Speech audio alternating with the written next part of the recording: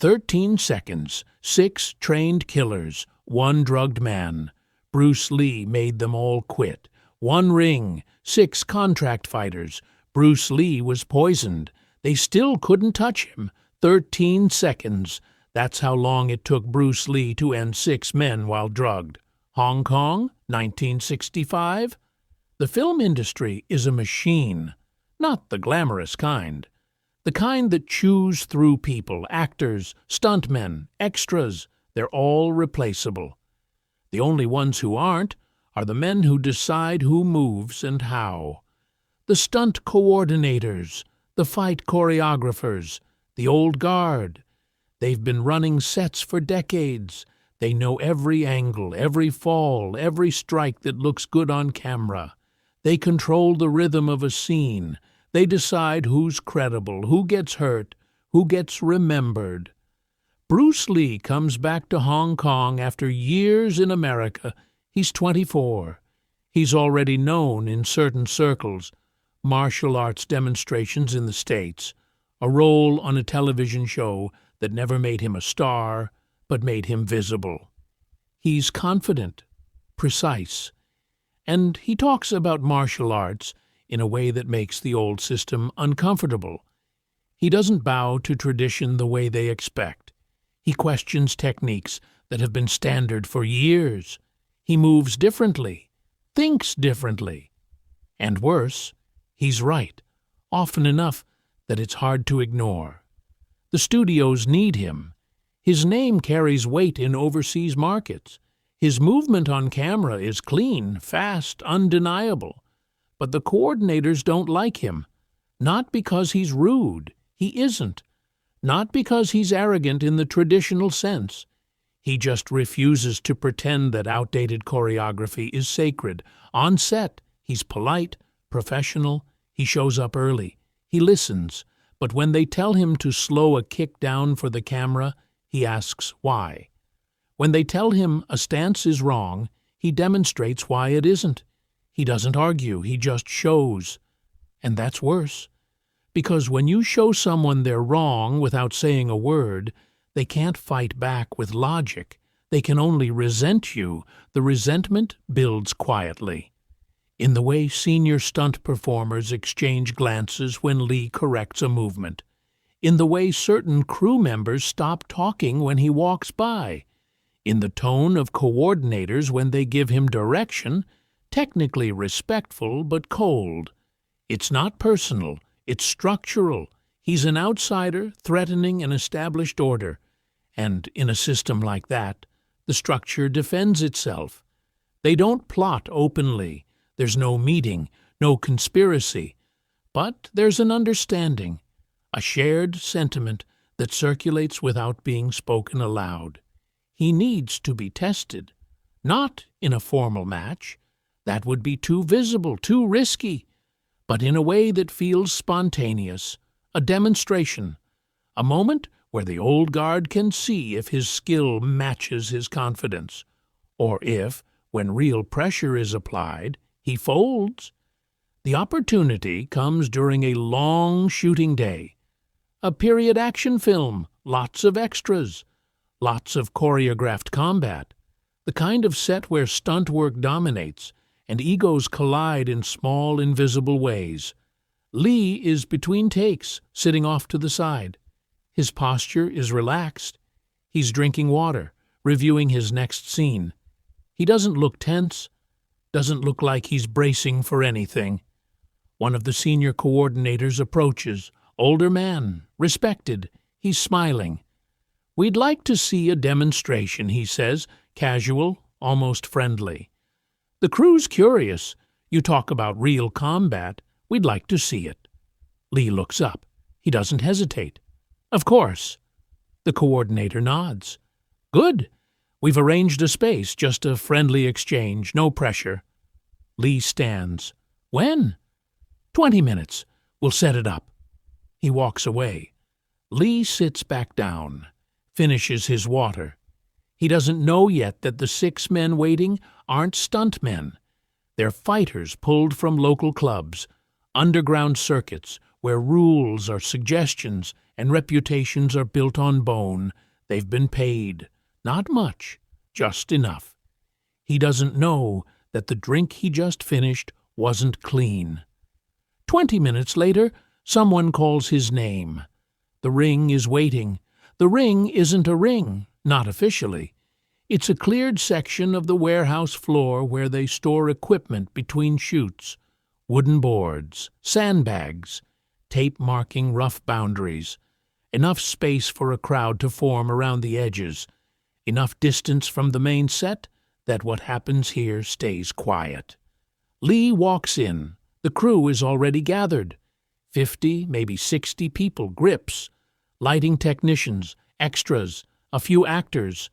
They're standing in loose clusters, arms crossed, waiting.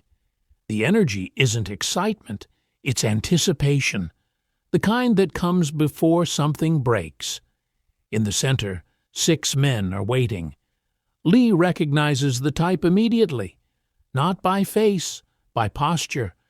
These aren't film people. They don't carry themselves like performers. Their stances are too grounded, their eyes too focused. They're not here to act. They're here to test. One of them is older, thick shoulders, scar across his knuckles. The others are younger, but not inexperienced. They're loose, shifting their weight, rolling their necks, warming up the way fighters do before something real. Lee stops at the edge of the marked space. He doesn't step in yet. He's watching, reading. His expression hasn't changed. Calm, neutral, but something in his eyes shifts, just slightly. Recognition, maybe, or recalibration. The senior coordinator from earlier steps forward. Same smile, same casual tone. "We thought it would be good for the crew to see how real technique works," he says. "These men have agreed to help. Just light sparring, controlled. No one gets hurt." Lee nods. He doesn't respond verbally. He's still watching the 6 men. They're not looking at the coordinator. They're looking at him. One of them, the older one with the scar, tilts his head slightly. Not a challenge, just acknowledgement. Fighter to fighter. He knows what this is. So does Lee. The coordinator gestures to the ring. "Whenever you're ready." Lee steps forward. His movement is smooth, but not quite as fluid as usual. There's a slight hesitation in his balance, a fractional delay in his footwork. He doesn't stumble, doesn't show obvious distress, but something is off. His vision is blurred at the edges, not enough to blind him, just enough to make depth harder to judge. His inner ear feels slightly disconnected from his body. The ground is stable, but his brain isn't entirely convinced. He knows what this is. He's felt it before. Not often, but enough. Something in the water. Something mild. Just enough to disrupt coordination without shutting him down. He doesn't say anything, doesn't accuse, doesn't look around for help, because in this moment, on this set, in front of this crew, there is no help. There's only what happens next. He steps into the center. The 6 men spread out. Not in a formal pattern, just instinct, surrounding, closing angles. They're not rushing. They're not posturing. They're doing what they've been paid to do. Apply pressure, see what breaks. The crew goes quiet. Lee doesn't take a stance, not a traditional one. He stands upright, weight centered, hands loose at his sides. His head is tilted slightly, listening, watching, compensating for what his eyes can't fully trust. One of the younger men shifts forward, testing, seeing if Lee reacts. He doesn't. Another one moves to the left, closer, tightening the circle. Still nothing. The coordinator is watching from the edge. His arms are folded. He's not smiling anymore. This isn't entertainment. It's evaluation. And depending on how the next 60 seconds go, it's reputation. If Lee hesitates, if he backs down, if he asks to stop, if he shows fear or doubt or anything less than absolute control, his credibility is gone. Not just on this set, everywhere. Because stories travel fast in a tight industry, and failure, once witnessed by this many people, becomes fact. The older man with the scar takes a step forward. He's not the fastest, not the flashiest, but he's the one who sets the rhythm. The others will follow his lead. He stops just outside striking range. His eyes lock onto Lee's, not aggressive, evaluating, measuring. Lee meets his gaze. His breathing is slow, controlled. He blinks once, long, resetting his focus, clearing the haze as much as he can. Then he does something no one expects. He smiles, not mockingly, not nervously, just calm, a quiet acknowledgement of what this is, what they're all pretending it isn't. And in that moment, the older fighter knows. This won't go the way they planned. He lunges. The older man moves first, not wild, not reckless. A straight punch, fast, committed, aimed at the center of Lee's chest. The kind of strike that's meant to test structure. If Lee's balance is compromised, if his core is weak, this punch will fold him. Lee doesn't block. He shifts, minimal, just enough. The punch cuts past his shoulder, and in the same motion, before the man can retract, Lee's hand is on his wrist, not grabbing, guiding, redirecting the energy forward, past its natural endpoint. The man stumbles, just one step, but it's enough. His weight is wrong. His recovery is delayed.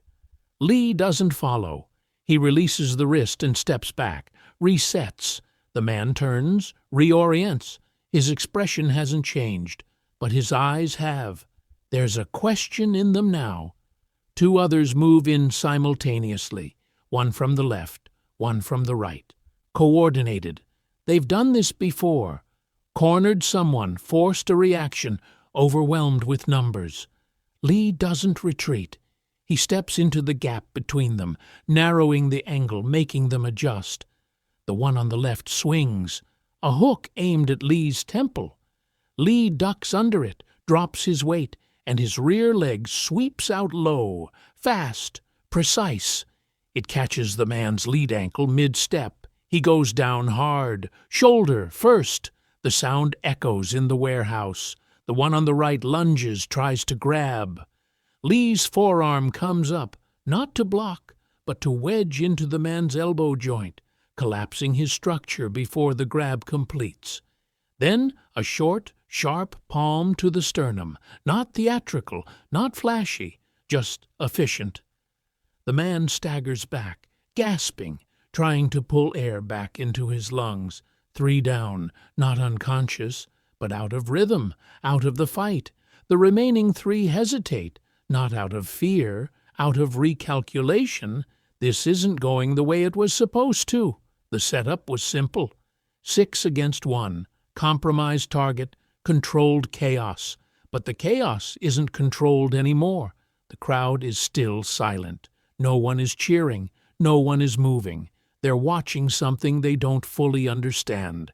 This doesn't look like the choreography they know. There's no wind-up, no dramatic pauses, just action and consequence, compressed into seconds. One of the younger fighters, lean, fast, confident, decides to change tactics. He doesn't charge. He feints, steps in, pulls back, tries to draw Lee forward, bait him into overcommitting. Lee doesn't bite. He waits. The fighter feints again, closer this time, testing, still nothing. Then the fighter commits, a low kick, hard, aimed at Lee's lead leg, trying to compromise his base. Lee lifts his leg, not high, just enough. The kick passes underneath, and as the fighter's momentum carries him forward, Lee's foot comes down, not on the ground, on the back of the fighter's knee. Buckle, drop. The man catches himself with his hands, tries to push back up, but Lee's already moved past him, doesn't need to finish. The point is made. 2 left. They're standing together now, closer than before. One of them glances at the older man. The one with the scar who's back on his feet but hasn't re-engaged. There's a silent exchange, a decision.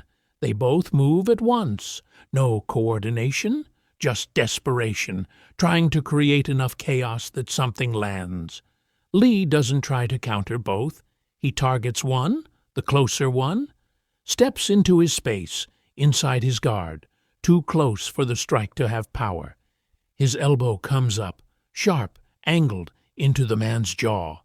Not a knockout, just enough to disrupt his equilibrium, his balance, his will to continue. The man drops to one knee. Dazed, the last one is mid-swing, a wide, looping punch, all commitment, no exit strategy. Lee doesn't block it. He steps off the line, lets it pass. And as the man's body rotates with the missed punch, Lee's back fist catches him on the temple. Light, controlled, but placed perfectly. The man freezes. His legs forget how to hold him. He sits down, hard, blinks, tries to stand. Can't. 13 seconds. 6 men. Done. Lee stands in the center. His breathing is elevated, but only slightly. His vision is still blurred. His balance still isn't perfect. But none of that mattered, because precision doesn't require perfect conditions. It requires perfect control. He doesn't look around, doesn't address the crowd, doesn't acknowledge the men on the floor. He simply turns and walks out of the marked space. His steps are even, calm. He picks up a towel from the equipment table, wipes his hands. Then he sits back down, in the same spot he was before, like nothing happened. The 6 men are still on the ground. Some are getting up slowly. Others are still catching their breath. None of them look angry, just quiet, thoughtful, the kind of quiet that comes after a lesson you didn't ask for but can't unlearn. The crew hasn't moved. They're still standing in their clusters, watching, waiting for something, applause maybe, or commentary, or Lee to say something. He doesn't. He just sits, picks up a bottle of water, fresh, from his own bag this time, and drinks. The coordinator who arranged it is still standing at the edge. His arms are no longer folded. His expression is unreadable, not angry, not impressed, just recalibrating. After a long moment, he turns and walks away. The crowd begins to disperse, slowly, in silence. A few people glance back at Lee as they leave. He doesn't meet their eyes. He's reviewing notes for his next scene, as if the last 13 seconds never happened. The thing no one talks about afterward is the silence, not during the fight. After, the 6 men eventually stand, slowly. The older one with the scar is the first. He rolls his shoulder, tests his wrist. Nothing broken, nothing permanent, but something is different. He looks at Lee once, just once, and then turns and walks out. No words, no nod, just departure. The others follow, one by one. They don't speak to each other, don't compare notes, don't debrief. They just leave, because there's nothing to say. They came to test someone, to apply pressure, to see if reputation matched reality. And within 13 seconds, they had their answer, not in the way they expected, not in a way they can package into a story that makes them look better. The crew lingers for a few more minutes. Some of them pretend to check equipment. Others stand in small groups, speaking in low voices. But their eyes keep drifting back to Lee. He's still sitting, still reviewing his script. His posture hasn't changed. His expression is neutral. He looks like someone waiting for the next take, not someone who just dismantled 6 fighters while drugged. One of the younger actors, a stunt performer who's been on set for weeks, finally walks over. He stops a few feet away, hesitates, then speaks. I've never seen anything like that. Lee looks up. His face is calm, not dismissive, not proud, just present.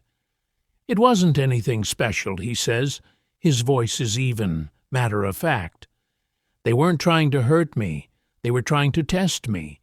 Different intention, different outcome. The actor nods, doesn't fully understand, but senses that pushing further won't yield more. Lee returns to his script. The actor walks away. By the time filming resumes an hour later, the energy on set has shifted. It's subtle, nothing overt.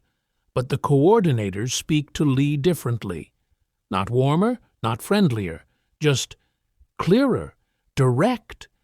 They don't question his adjustments anymore. They don't suggest he slow down for the camera. They just watch, learn, adapt. The stunt performers stop testing him in small ways.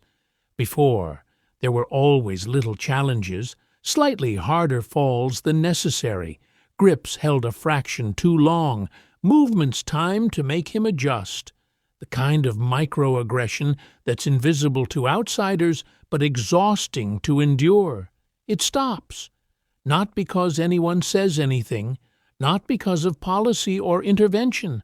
It stops because the question has been answered, and everyone knows it. Over the next few days, the crew works differently around Lee. They don't avoid him, they don't fear him, but there's a respect now that wasn't there before. The kind that comes not from affection or admiration, but from direct evidence. You can tell someone you're skilled. You can show them forms, techniques, demonstrations under controlled conditions. But when the conditions aren't controlled, when you're compromised, outnumbered, and the situation is designed to expose you, and you still perform with precision, that's different. That's not skill. That's mastery, and mastery doesn't need to be repeated. One evening, near the end of the shoot, one of the grips approaches Lee during a break. Older man, worked in the industry for 30 years, seen every kind of personality, every kind of ego. "Can I ask you something?" he says. Lee nods. "That thing that happened with the 6 guys, you didn't talk about it, didn't explain. Why?" Lee considers the question, takes a sip of tea, then answers. "Because explaining would have made it about me, about pride, about proving something." He pauses. "But I wasn't trying to prove anything. I was just responding to what was in front of me. If I'd made it into a story, people would have debated whether it was real, whether I exaggerated, whether they could have done better. The silence lets it be what it was, nothing more, nothing less." The grip nods slowly. "So, you just let it sit." "I let it be true," Lee says. "Truth doesn't need a speech." The grip smiles, walks away. Later that night, after the shoot wraps, a few crew members gather at a nearby noodle shop. It's the kind of place where film people go after long days. Cheap, fast, open late. The conversation drifts, as it always does, to the day's work. Someone brings it up, the fight, the 13 seconds. "You think they really tried?" one of them asks, "or were they going easy?" "They weren't going easy," another says, flat, certain. "I saw their faces, they committed." "Then how?" "I don't know. That's the point. I don't know." Silence. "You think he was really drugged?" "I don't know that either, but I know he wasn't moving right at first, and by the end, he was." "So what does that mean?" No one answers, because the answer isn't something you can articulate easily. It's not about toughness or strength or even technique. It's about something deeper, something harder to name. Control, not over the opponent, over yourself, over your reactions, over the chaos that wants to consume you when the situation turns. That's what they witnessed, and that's what stays with them. Not the strikes, not the speed, the control. One of them finally speaks. "I wouldn't want to fight him." The others nod. "I wouldn't want to test him either." More nods. They finish their noodles in silence, and the story, without ever being formalized, without ever being written down, begins to spread. Not as gossip, not as rumor, as fact, quiet, undeniable fact. Bruce Lee was challenged, he was compromised, he responded, and in 13 seconds the conversation ended. Not with violence, with clarity. The film wraps 2 weeks later. No one mentions the incident again. Not directly, but it's there. In the way people move around Lee, in the way conversations pause when he enters a room, then resume without skipping a beat, but with a different tone. He's not treated like a celebrity, not like a master in the traditional sense. He's treated like a fact, something observable, undeniable. The way you treat gravity or time. You don't debate it. You just account for it. The senior coordinator who arranged the demonstration never apologizes, never acknowledges what happened, but 2 days after the incident, he approaches Lee during a break. "I need your input on a sequence," he says. His tone is neutral, professional. Lee looks up, waits. The final fight. The choreography isn't working. The timing's off. He pauses. "I'd like to know what you'd do differently."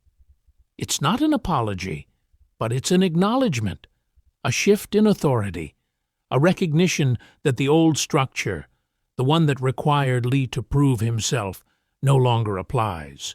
Lee nods. "Show me." They walk to the set together.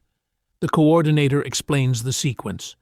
Lee watches, suggests adjustments, small things, angle changes, footwork tweaks, the kind of details that seem minor but change everything. The coordinator listens, takes notes, doesn't argue. When they finish, he looks at Lee. "Thank you." Lee nods, walks away. That's the end of it. No public reconciliation, no symbolic gesture, just a quiet recalibration of respect, the kind that doesn't need ceremony because it's already understood. The crew notices. They always notice. And the story, the real story, begins to settle into something more permanent. It's not told like a fight story. It's told like a lesson. Did you hear what happened on the Lee film? The 6 guys? Yeah, but it's not about the fight. It's about what he didn't do. What do you mean? He didn't brag, didn't explain, didn't make it bigger than it was. He just handled it, then moved on. That's it. That's it. And that's why it matters. The story spreads, but it spreads quietly. Not in newspapers, not in interviews, just from crew member to crew member, set to set, city to city. By the time Lee leaves Hong Kong and returns to the States a few months later, the incident has become part of his reputation, but not in the way most reputations are built. There's no recording, no official account, just witness testimony, consistent, unembellished, true, and because it's not exaggerated, it's believed. A year later, Lee is working on another project, different city, different crew. But word has traveled. The stunt coordinator on this film, a man who's worked in the industry for decades, who's trained fighters, who knows the difference between performance and reality, approaches him on the first day. "I heard a story about you," he says. Lee doesn't respond, just waits. "Hong Kong, 6 men, 13 seconds. Lee's expression doesn't change. Stories get exaggerated. "This one didn't," the coordinator says. "I know 3 people who were there. They all told it the same way." He pauses. "That doesn't happen with stories, only with facts." Lee nods, says nothing. The coordinator smiles. "I won't waste your time or mine. You know what you're doing. I'll trust that." From that point forward, there are no tests, no politics, no silent challenges, just work, clean, professional, efficient. Because the lesson has already been taught, back in Hong Kong, the 6 men from that day go on with their lives, Most of them don't talk about it. Not out of shame, out of respect. They were hired to do a job. They did it. The outcome wasn't what anyone expected, that's all. But one of them, the older man with the scar, eventually becomes a teacher, runs a small school in Kowloon, trains fighters, real ones, not for film, for competition, for life. Years later, one of his students asks him about Bruce Lee. The student has heard stories, wants to know if they're true. The teacher is quiet for a long time. Then he speaks. "I fought him once," he says. "Not in a ring, not officially, just a situation." "What happened?" "I learned something." "What?" The teacher considers, chooses his words carefully. "I learned that real skill isn't about winning. It's about control. He could have hurt us. Badly. He didn't. He could have humiliated us, made a spectacle. He didn't. He just responded, precisely, efficiently." And then stopped. He pauses. That's mastery, knowing when to act and when to stop. The student nods, doesn't fully understand yet, but will eventually. The teacher never tells the full story, doesn't need to. The lesson is already there. On the Hong Kong set where it happened, the warehouse is eventually torn down, rebuilt into something else. The exact spot where Lee stood that day is now part of a parking garage. Concrete, fluorescent lights, no marker, no plaque. But the people who were there remember, not the violence, not the spectacle, the silence, the way Lee sat afterward, calm, unbothered, reviewing his script like nothing had happened, the way he never brought it up again, the way the entire structure of that set, who was respected, who was questioned, who had authority, shifted in 13 seconds without a single word being spoken. That's what they remember, and that's what they pass on, not as legend, as lesson. 15 years later, 1980, a small martial arts school in San Francisco. The walls are covered with photographs, students in various poses, certificates, a few faded newspaper clippings. In the corner, barely visible, there's a picture of Bruce Lee. Not from a film, from a demonstration. His expression is focused, controlled. The instructor is in his 50s now. He trained in Hong Kong in the 60s, worked on film sets, did stunt coordination before moving to America and opening this school. He doesn't advertise his connection to Lee, doesn't use it to attract students. But sometimes, when the moment is right, he tells stories. Tonight, after class, a few students stay behind. They're talking about a tournament coming up, nervous energy, questions about strategy, about facing opponents who are bigger, faster, more experienced. One of them asks the instructor a question. "How do you deal with being outmatched?" The instructor wipes down a training pad, thinks, then sits. "Let me tell you about something I saw," he says. The students settle in. They know this tone. This is how he teaches the things that can't be demonstrated on mats. Hong Kong, 1965. I was working on a film. Bruce Lee was there. This was before he was famous, before anyone outside martial arts circles really knew who he was. He pauses. Some people on that set didn't respect him, thought he was too confident, too different. So, they arranged a test. He tells them about the 6 fighters, the drugged water, the warehouse, the 13 seconds. He doesn't embellish, doesn't add drama, just describes what he saw. When he finishes, the students are quiet. "So he just won?" one of them finally asks. "No," the instructor says. "That's not the point. Winning was inevitable once he decided to engage. The point is everything else." "I don't understand." The instructor leans forward. He was compromised. His vision was blurred. His balance was off. He was outnumbered. The situation was designed to expose him, to break him. He pauses, and his response wasn't to fight harder, it was to be more precise, more controlled. He didn't waste a single movement, didn't use more force than necessary, didn't let emotion dictate his response. But he was drugged. Exactly.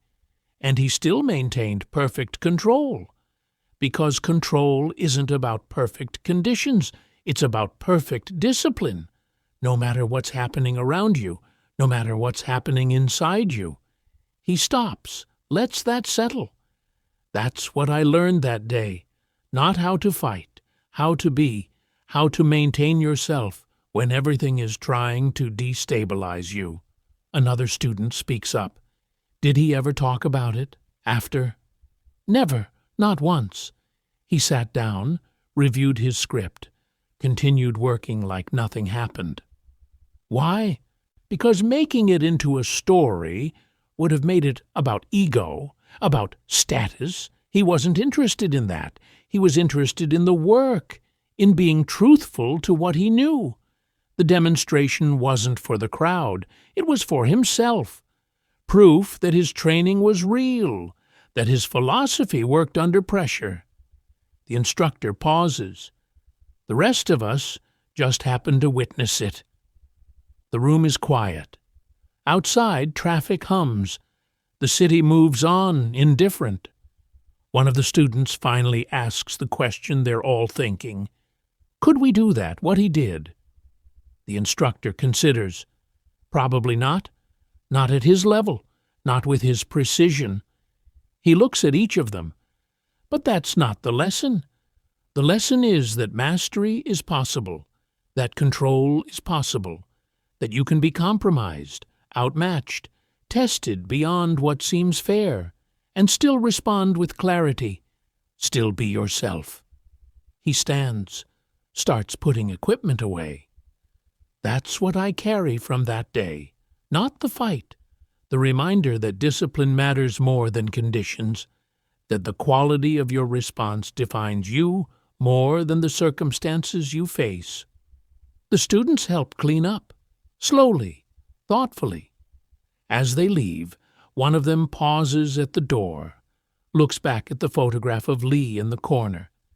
Do you think he knew, the student asks, that we'd still be talking about it, years later? The instructor glances at the photo, shakes his head. I don't think he cared, that's the point. He wasn't performing for history. He was just being honest to what the moment required. He turns off the lights. That's why it lasted, because it was true. They walk out into the San Francisco night. Across the world, in Hong Kong, in dojos and film sets and training halls, the story still circulates. 40 years later. 50. It never becomes mythology. Never gets twisted into something it wasn't, because too many people saw it, and the ones who saw it don't exaggerate. They just describe, quietly, accurately, the way you describe something that changed how you understood what was possible. The warehouse is gone. The film was released and forgotten. Most of the crew have moved on, retired, passed away. But the lesson remains, not in monuments, not in speeches, in the way certain instructors teach, the way certain fighters train, the way certain people approach pressure, with precision, with control, with the understanding that mastery isn't loud, it's silent. It's sitting down after 13 seconds and reviewing your script. It's never needing to mention it again.